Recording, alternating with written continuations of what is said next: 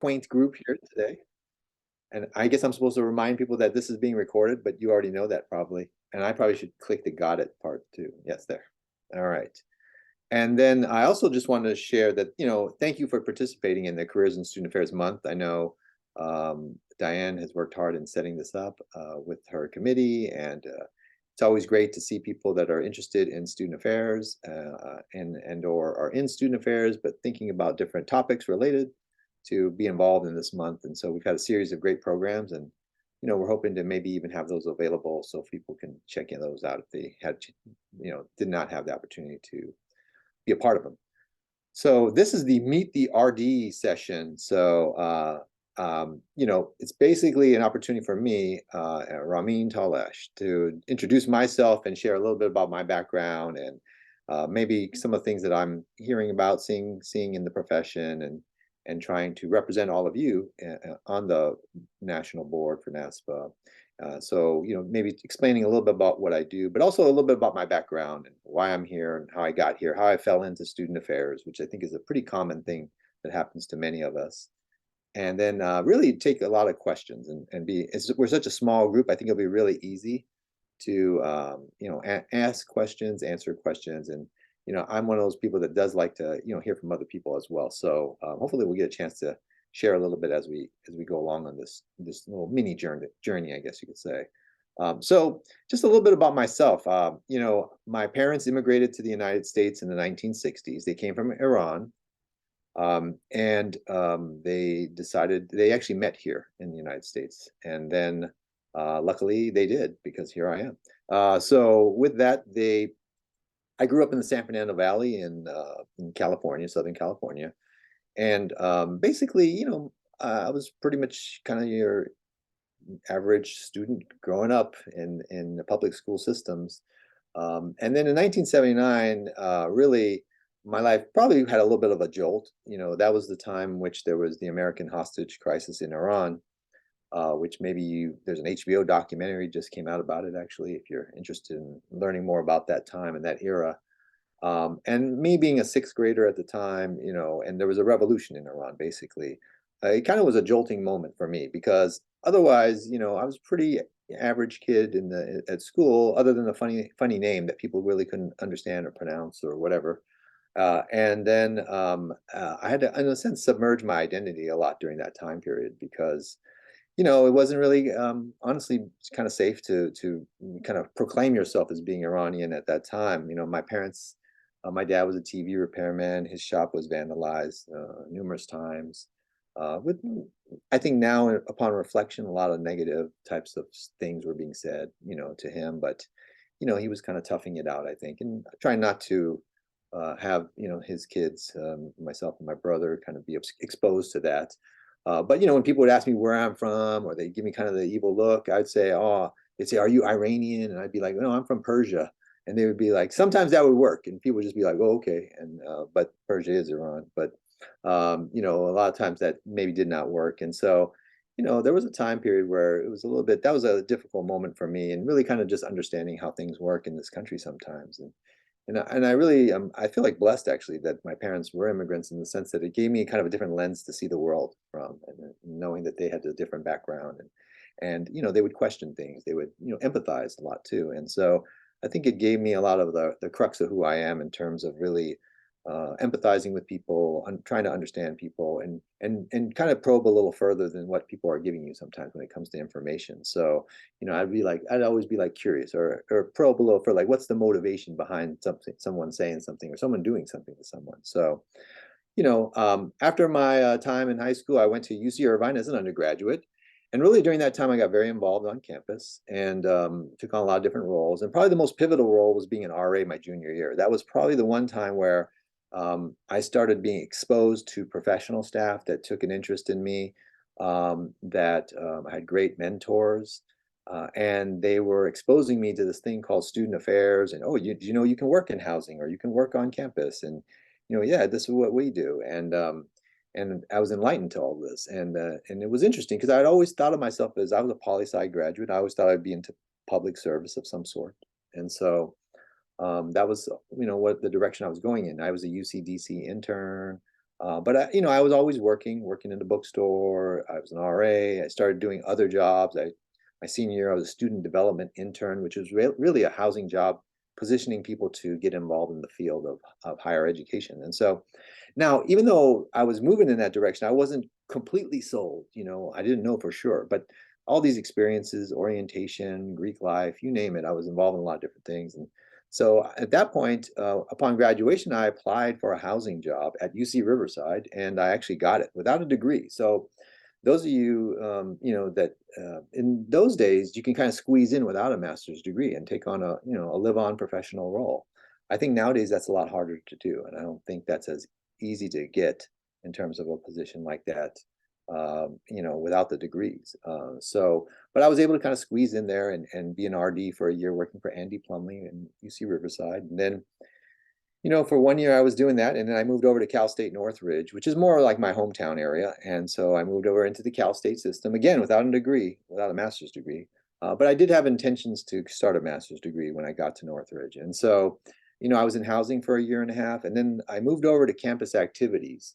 And really, that was a great lesson for me in exposing myself to different ways of doing things, different work, and really kind of embracing that. So I worked with student government, I worked with campus organizations, fraternities, I advised fraternities, I did commencement, orientation, like we did a lot in that office. And so it kind of started to round my portfolio out a little bit more. Like I wasn't just a housing person, I think, at that point. And so, I always try to recommend to people to really try and round out their portfolio and get exposed to different things. Because sometimes you realize, what, I actually like this. This is actually something I feel like I can do and maybe do well.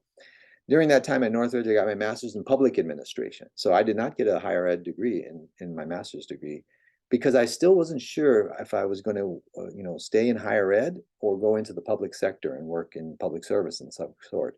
So I thought my MPA might give me more flexibility. So that was my rationale. I was, trying to be, thoughtful about that and thought, well, student development degree, if I go and, go into work in politics or whatever, it wouldn't really help me maybe as much.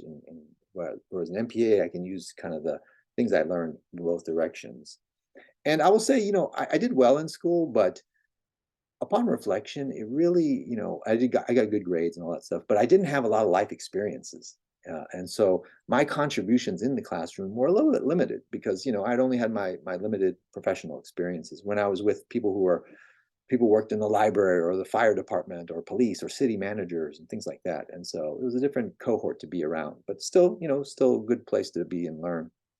From there, I came to UC Irvine. I worked in basically Arroyo Vista housing, which was a group housing. It was theme houses and fraternity sorority houses, all in one community. And I think I would not have gotten that job without the experience of working as a fraternity advisor, really, and kind of expanding into campus activities. So I kind of had the blend of housing plus that extra background. And that was the first job I supervised people, and I supervised staff as well as I had budget. And so one of the things I always share with people, if you have the opportunity to supervise, you always take that because inevitably, wherever you go, if you're going to move up in an organization, there will be the responsibility of supervision that comes with it. And so you want to, take advantage of that. And so I spent 5 years there. And then I got a little bit, like ready to do something else. And I went to Occidental College, which is a private liberal arts college in Los Angeles. I was there for 8 years. I came in as a director of residence in Greek life, and then I moved over to be associate dean of students. And you wear a lot of many different hats. The school had, when I got there, I think a little over 1,600 students. When I left, it was closer to 2,000. But that was like not even my high school size. So, the size was small. It's a liberal arts college. It wasn't a research institution of any sort. But it, had small student staff ratio and faculty student ratios. And so there are a lot of great things I learned about, the private school enterprise. They were the #1 diverse institution in private liberal arts colleges at that time. And it was a great place to work and learn. And during that time, I actually started my doctorate program at USC. And it was probably, by when I got to my 6th or 7th years when I started it actually. And I say that because during the timing of it, because really that was a different experience for me. So when I was in a doctorate program, I really felt like I was contributing a lot. Like I learned a lot better. I was more engaged. I had more to contribute.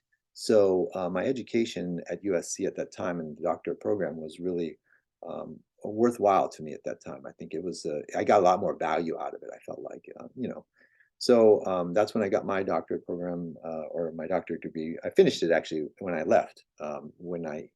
After 8 years at Occidental, I came back to the UC system. I gravitate more, a little bit more to the public school system, probably just in terms of my experiences. Though, again, I love my private school experience. And then I came back to UCI as a director of Middle Earth Housing for 9 months, and I left very early, and that was very traumatic for me because I was stressing out about leaving so early a location. But I became the associate dean of students, and the position, the associate dean of students at UCI, had been one person for 35 years, and he retired. And so I was like, I don't want to wait 35 years for that opportunity, so I went for it. And then 4 years later, the dean of students, Sally Peterson, retired as well, and she had been here for 35 years. And so, and it was really, I'm very blessed because that was the position when I was a student. We would always say, wow, being a dean of students would be so cool. That's the position I want. And lo and behold, I was lucky enough and fortunate enough to get the job in 2010. And amazingly, I'm still here in the same role pretty much. I mean, maybe a little bit of title change here and there, associate vice chancellor, but otherwise I'm the dean of students at UC Irvine and still am. So 12 years later. But I do, the things that I love, and I taught at USC during that time for about 9 years as an adjunct. Once in a while, I teach at USC, either their PASA program or their doctorate program. So that's been rewarding as well. But, and so what is it that I love about UCI, or what is it I love about, not really UCI, but the profession that we're in? I love the fact that we make a difference, a small difference in people's lives, sometimes a big difference in people's lives. And so I love the fact that that this role has purpose to it. And so I always wanted to be in a job or a profession that I felt like I had a sense of purpose. I think that's something that was grounded in me from my parents.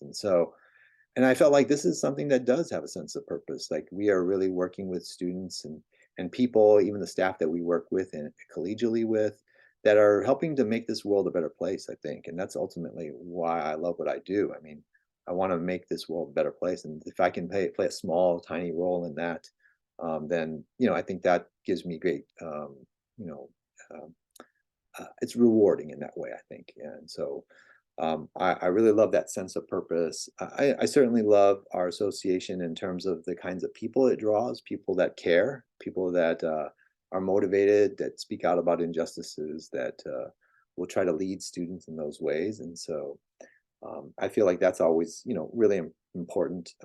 Being in a university for so many years, I mean, all my life I've worked at universities for 32 years. But I think it also helps you kind of stay a little bit young at heart.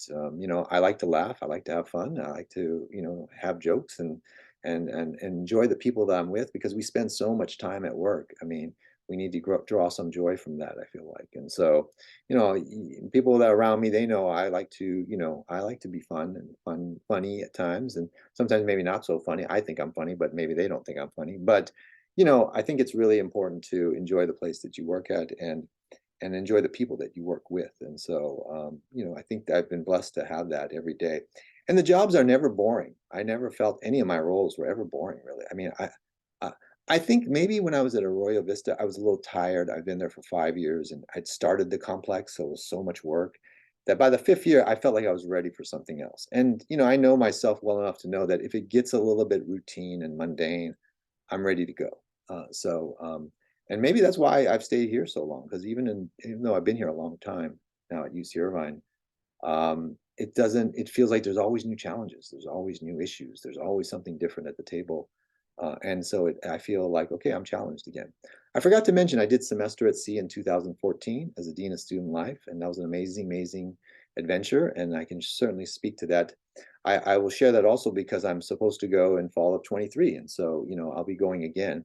I'm at an institution, luckily, that supports that and supports my ability to go on that. And so some institutions may not and then don't. And so, but if you're at an institution and you're able to do something like that, I think it's only made me a stronger supervisor, a stronger administrator. And it's given me great exposure to other parts of the world that only, again, enlightens me in so many other ways and new ways and different ways to even talk to students and talk about their backgrounds and have a better understanding.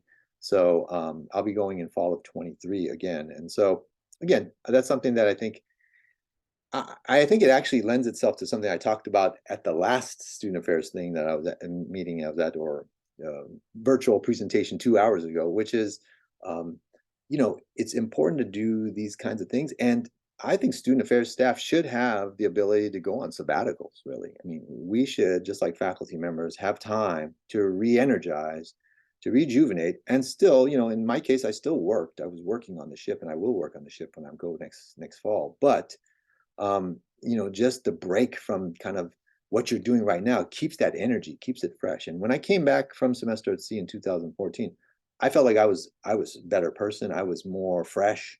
I was excited, and I had a lot of energy. And I think it was great to go on that experience. And so, whether it's a semester at sea or anything else, I think taking time off really can be refreshing. One of the great lessons that came out of that was I was gone for 3.5 months. And you know what? The institution was still there. The dean of students office was still there. People were still working. There were problems and there were issues, but you know, it moved on without me. So I think sometimes we really try to carry so much with us as professionals that we sometimes feel like it can't happen without us, and we are so integral to it. And it's a great lesson that it can work. It can work. You can turn off that email for a couple months and come back. Uh, I don't feel like that right now because I get like so many emails every day. But I do. I will say though, for that time period, I will be gone, and I will not look at those emails like that. So anyways, that's a little bit about me. With the association, I got involved with NASPA. I've been involved with different associations, with housing, Kakuho, Wakuho, WACE, whatever you call it now. I'm no longer a member. Association of Fraternity Advisors, I was in there for a while. I've done different things with different associations, ACPA, just a little bit.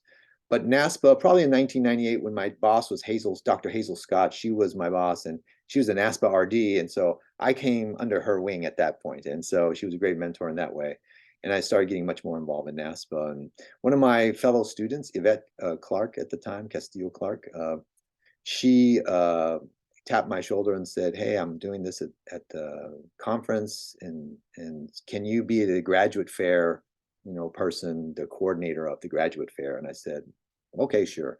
And so I volunteered as the NASPA National Graduate Fair person for 4 years. And then I was getting involved in different committees. I did the research committee for a little bit.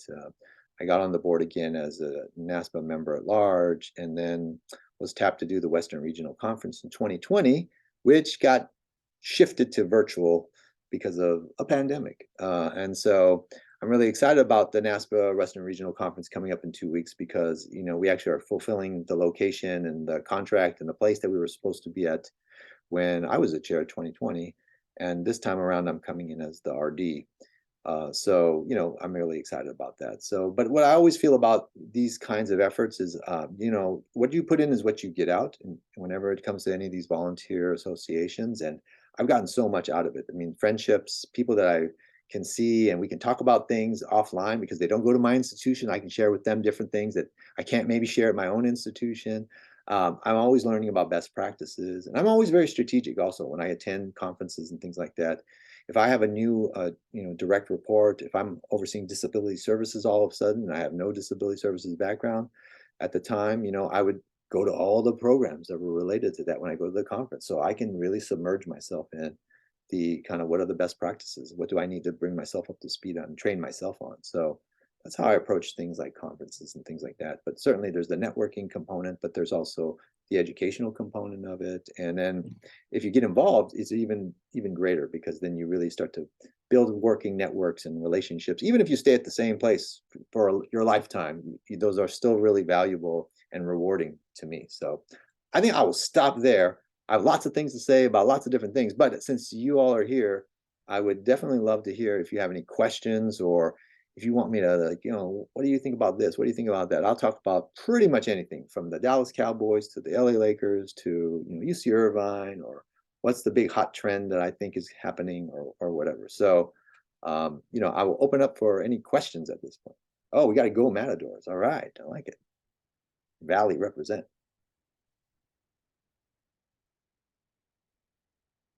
This is going to be the interactive part of the program, people. So I'm going to push people to ask me a question at some point here.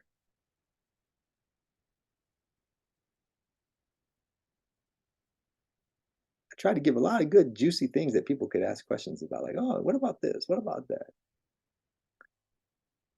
If no one's going to ask a question, I will say this. I think there are some really interesting trends right now that and challenges right now for our association, NASPA, for instance, and higher ed in general. I mean, obviously, whenever we have an economic downturn, there's always fiscal challenges. And so I think a lot of institutions are feeling that a little bit more than before. We had a little run there where I think things were pretty steady for the most part. And now we're having a little bit of a downturn. And, sometimes that ripples always obviously to our students too, and their ability and their affordability to stay at a university or to not accrue so much debt and to, continue with their studies. And so, I think that's obviously a huge one that we're all dealing with. I think we're dealing with, a lot of burnout, a lot of people that are tired. We hear things about the Great Resignation. I'm not necessarily inclined to just jump on that bandwagon. That might be a little controversial. And what I mean by that is, I think there are people that have left higher ed and maybe pursued, but I think they've left for the right reasons.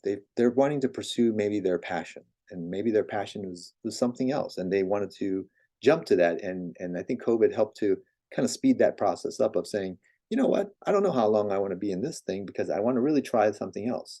And so, we do have a lot of people that have left the field. But when I see our candidate pools for positions, I know that we've had some great candidates come through, just like we had coming through the last 12 years.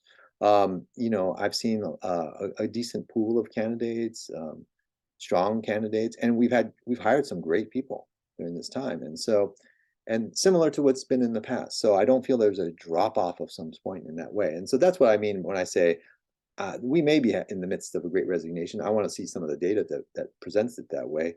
But I do know that for me, I don't know if it's like all gloom and doom, because I think I'd be seeing it a little bit more prevalent, at least in the places that we're hiring for and the positions that we're hiring for right now.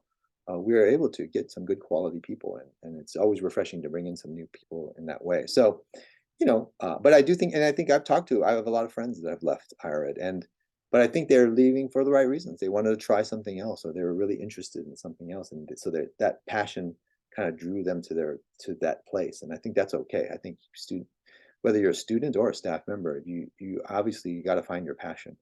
And that's usually when you're most successful, when you find that passion. At least when I bring alums back, that's what happens. I think we're really dealing with a lot of external mandates and external types of issues right now across the nation. And I think it will come to California as well. I mean, it already has. We're boycotting a number of states in terms of their treatment of how they treat either the LGBT community or a number of other identities within their state or issues within their state. But those states are also kind of punishing us back. So now it's like Arizona, we are boycotting Arizona. Public school funds, can't be used for trips to Arizona, et cetera. But Arizona is doing the same thing back to California. As the Region 6 RD, we are Hawaii, Arizona, California, and some of the Pacific Islands. And so, what does that mean when you have a region within our higher ed community that is kind of not like split apart right now? We will have very few folks from Arizona attending our NASPA Western Regional Conference. And I think this is a big issue for NASPA to have to figure out.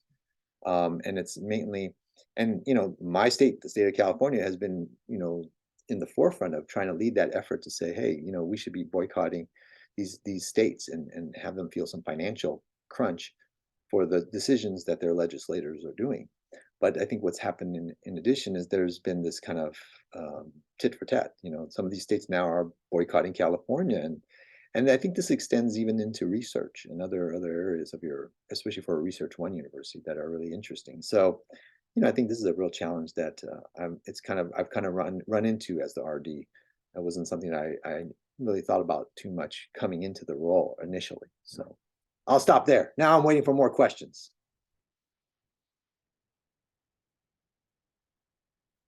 My favorite part about working in higher ed, I wish you had known before diving into this field. Oh, okay. Good questions, Daniel. I know it's cliche, but I gotta say, I love the people probably more than anything else. I mean, I don't think it's the bureaucracy that's drawing me in. I think it's really, I get to work with students, I get to work with people like staff, and in my role right now, as much as I love being in the fishbowl. I love semester at sea because students had access to me, and it was funny. It's fun to meet all the students, and I still love meeting students. In fact, one of my staff members the other day said, "You know why you're good at what you do, Rami?" And I'm like, "Oh, that's flattering. Why?" And he said, "You like students." And I'm like, "Well, that seems like a given, right?" But you know what? I thought, yeah, you know what? I do like students. I mean, I really like students. I mean, I'm willing to hang out with them. I'm willing to go at night and go do this, play basketball with them, do whatever. So, I really like students. I like the purpose, again, the sense of purpose of what we do. That's important to me. So, and luckily I'm surrounded by a lot of great people. And so it's fun to meet these people. It's fun to talk to these people, fun to joke with these people. So I think I love the people part of it, certainly. And I like the fact that, I'm actually working and feeling like it's doing something that's worthwhile. Um, wish I had known before diving. Well, early on, you know, I wasn't like I never complain about what I make in terms of my financial situation now. I'm very blessed in that way. But early on, I didn't make a lot of money at all. I mean, the jobs I had jobs that all my graduates from my graduates that went to school with me, they were making way more money than me. And they were having all kinds of other things and this and that and the other. And I think you have to be okay with that, especially early in your career if you're in higher ed, to know that, okay, I'm probably not going to get paid what I'm worth, or I'm probably not going to get paid what everyone else is making around me, and be okay with that. Because the other benefits of working in a place like this. And there are other benefits, not only material like health benefits and things like that, but just the benefits of being in a place where it's a positive working environment in that way, working with students. And I think that's a trade-off that a lot of my friends who would make a lot of money would say, I would rather be in your shoes because you do something you like. um, and they're just working endless hours and being a lawyer or doing this or doing that. So, I'd say you have to really know that about yourself. I had some staff that would just complain a lot, like they would just, and it was like, you know what?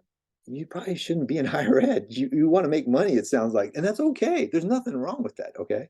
But, this is not the right profession then. So you're just going to always feel like, oh, I'm scratching and clawing. So you have to be, I think, understanding, I think, of that. And I think I was actually, I was okay with it. To me, it wasn't, if I had a roof over my head and I got some room and board, then I was pretty good actually with it. And like I said, I liked what I did. But I'll use my brother always as an example. My brother's a faculty member, and he was a lawyer. He's 7 years younger than me. He didn't start working probably until I was like my 13th year of being a professional. And his salary doubled my salary. I had 13 years of experience, him zero, and he's doubled my salary in his first year job as a lawyer. So I'm like, what? But again, it's one of those things where you just have to be okay with that part of it. I don't know if that's necessarily like what do I not like, or what is there something I wish I'd known before? I really, I don't know. I mean, it's been a great adventure for me actually in that sense. I think I always wanted to get an EDD because I was always felt like I was more of a practitioner. I still do. I still feel that way. But I didn't realize how much I liked teaching when I was an adjunct. And maybe I would have said, you know what? Maybe I'd rather get my PhD so I could be a faculty member and actually teach full time and maybe take that kind of course of action, I guess you could say. So that might have been a little bit of something I would have thought a little differently about, because I thought I really want to be a practitioner and get an EDD. And I still feel like it was the right decision for me. But that would have been something. And I have three boys, three kids. They're all older now in their 20s. I actually have grandkids, so I have to, two of those, which are fantastic.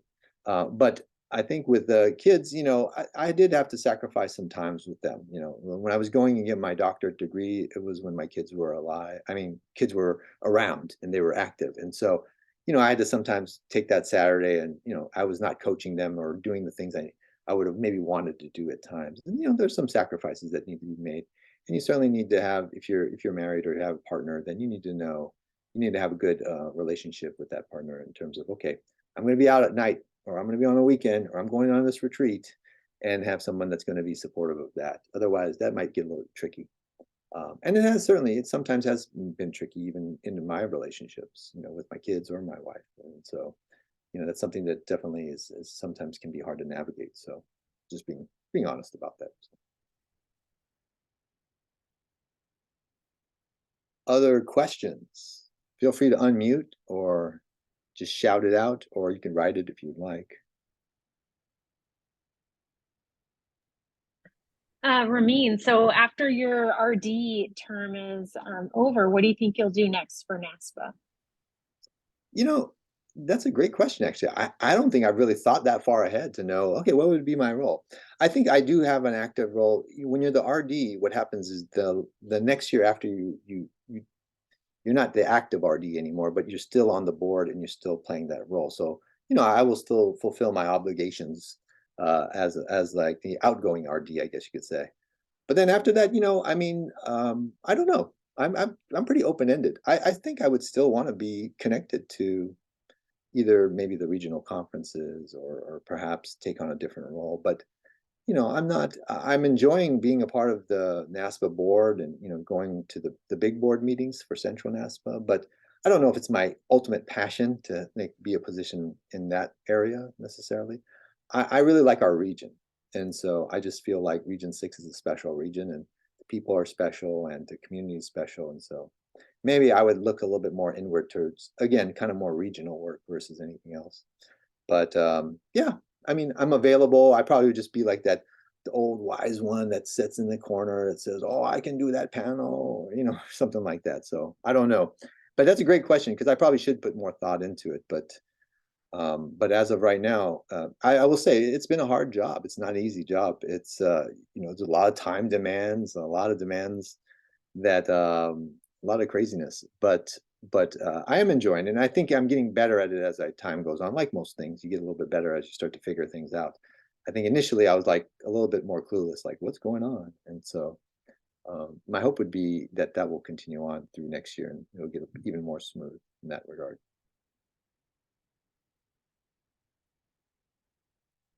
Thanks for the question, Ellen. All right, Nancy, Mona, Tracy, any questions? No question. This is Nancy Aguilar, and I'm at CSUN, so that's why hence the Go Matadors. But I just want to say thank you so much for sharing your experiences with the group. I think it was really nice and refreshing to see how your trajectory has been really fluid. I had a lot of similarities with you, so that was kind of inspiring for me because I am an EdD student um, working at a CSU, having worked at a CSU for 16 years now, wanting to be a practitioner, still not trying to lose sight. So I again, just want to say thank you so much for sharing your story because I think it's really important. So thank you for that. Oh, appreciate that. Yeah, I love my time at Northridge. It's a great place, and so I still keep tabs on it. Obviously, I'm a Matador alum in that way. So, but I still have a few friends left over that were there. But it's a great place, and we all have our own journey. We all have our own stories, and so my story is certainly unique to me. But hopefully, if you see some things or you hear some things that connect with you, I think that's always great if we can make that connection in that way. So thank you. One thing I did want to also mention, I said I would put a little plug in because we have awards. We have a lot of time that we have a lot of awards that we give out to recognize people. And Sherry, who's here, used to really oversee a lot of the awards for our region. And this year we had a real hard time getting a lot of submissions in for some of the awards, and I'm guilty of that. So I'm preaching to myself too. That sometimes we get so caught up in time is such a important commodity, and we're all busy, and I'm busy. Everybody's busy here, and but I think it's still important somehow to carve that time out. And it's really important because, I think one of the things is, just recognizing people around you, whether it's a colleague or, a person that's mentored you or, whatever the situation is, that there's an opportunity for recognition sometimes, and sometimes we don't do a good job of that. I think, you know, we're moving so fast, and again, I am guilty of this. We're moving so fast that we're not taking time to slow down and put together that little packet that says, you know what, I want to recognize Steve for all the great work that he's done, and just explain it out a little bit. And it does take time, and sometimes these processes can feel a little laborious, but honestly, you know, it's kind of like when I said about semester at sea. You know, uh, I can control my time. If there's something important to me, I will prioritize. I'll say, you know what, I'm not doing something from 3 to 5 on Friday because I'm going to put 2 hours into thinking about this budget response or whatever it is. And I think it's something that we have to just discipline ourselves to say, you know what, I am going to submit something for this. I know somebody that, you know, I want to really pat on the back and say thank you to, or show some gratitude towards, and I want to nominate them for something. And so I would love our region this next time around. You know, I'm going to really push hard next year to really try and um, get people to feel inspired to nominate one another, whether it's for a national award or regional award. And hey, even sometimes on our own campuses, we have awards and things. And so, and just, I think that's a great way to show, you know, recognition of others, really. And I think sometimes we're you know, I'm seeing at the regional level where we're not getting too many submissions. And so, and I know there's amazing work going on, and it's easy for me to tell others to do that, but I need to do that myself. So, you know, it's something I'm trying to try to do for myself, but also I want to encourage others to think about, hey, you know what, just carve aside a little bit of time and submit one nomination to something about someone, and then we can have the floodgates opened, where next year they'll have so many that makes it really difficult on those selection committees to make a decision. So,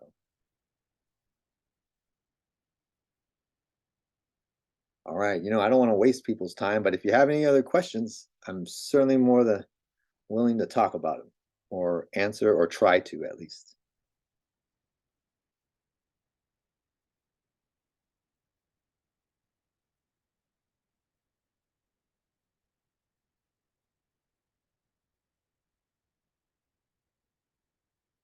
All right. Well, then, Sherry, I don't know. Do you want me to go ahead and I don't think we have too much, we don't have any more questions or anything like that. Well, I appreciate all of you for showing up today. Nancy, Mona, Tracy, especially, you're the new folks in the room. Thank you, Steve and Ellen, as always. And then Sherry and Daniel for your helping to organize this for Diane. Again, I want to encourage you, you know, as you see these programs in the future for Careers and Student Affairs Month, or maybe we'll even have an in-person one of these times for the Careers and Student Affairs Day. Love to meet all of you, and certainly if you have the ability to come to Anaheim in a few weeks, certainly come up to me, or I'll look for you, or you look for me, and we can introduce and make a connection. And you know, I will say my first committee I was on was Southern Rap Committee back in 1990, and I still know and see the people from that group. Tim Trevin, I met Tim Trevin in that committee, and now he's the executive director here at our housing at UCI. Just as an example, like, you know, he was at Tropicana something at Santa Barbara, you know, one of those apartment complexes they have. And, you know, I was just an RD at Northridge, and we met, and, you know, 32 years later, we're working together. So, you know, and earlier than that even. So, you know, the connections are really great. So take advantage of those connections and network. So, all right, I think that's it. So, all right, everyone, have a great rest of the day and rest of the weekend. Thank you for showing up and spending time with me today.